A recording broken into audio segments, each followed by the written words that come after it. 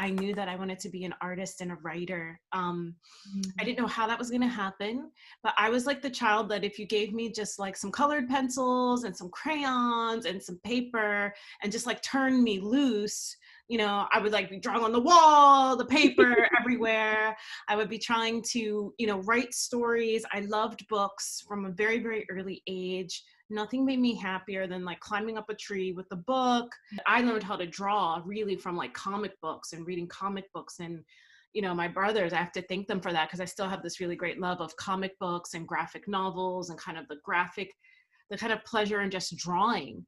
And so for me, I keep my life or my identity as a visual artist very close to my life as a writer. Because I almost feel that language, it is a visual code. It's like a, you know, it's like this matrix, this interface that can get you into like this deep part inside yourself, but then you can like travel the world. And I just constantly feed this thing in me that is about like books and art, and like I'm never bored. I'm always curiosity and wonder. And I guess what I would say to you is like wonder is a thing.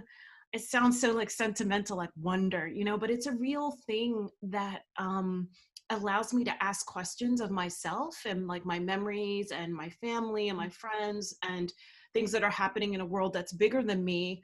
But wonder also allows me to look, you know, at things that I see all the time and give them a different meaning or bring them to life or see them, perceive them in a way that maybe no one else has seen before.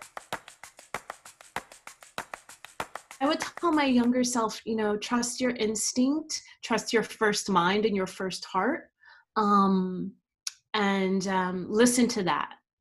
And sometimes, you know, we'll make choices and we will like shut our ears to what we're hearing in here. And I think I would tell myself, like, listen to her, like, let her speak, and it's okay. Some writers, they don't write for a long time. There's something happening inside of them where they know when it's time for them to go to the page or the screen and they'll write. Other writers are more show up every day, even if you can't write, but you sit in that chair. I do a thing with usually like a timer for myself where I write in burst and then I take a break. I've got to show up and put my butt in the seat, as they say. Writers write. You don't get books if you don't write.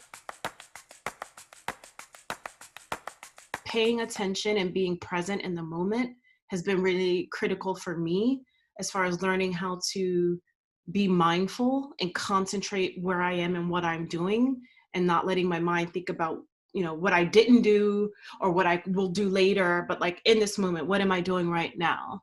You know? So I think that might be some good advice that I've had. If you're really interested in art, whatever it may be, there'll be that thing in you. Not only are you compelled inside to show up for that work, but then to understand that there's so many things in the world that pull us in so many directions that we can be pulled away very easily from the things we love and want to do the most. It's really hard to kind of, you know, take one step and then the next step and have patience with yourself and trust your heart and follow that, with so many things around us that make it hard for us sometimes to just, you know, you say, this is what I really want to do and I'm passionate about it. And then to try to build out a world that is going to hold you up and hold your intention, and allow you to follow that energy. And asking people for help, I think that's really important to say when you need help and ask for help and look around and see there's so many resources available of people who are listening and want to help.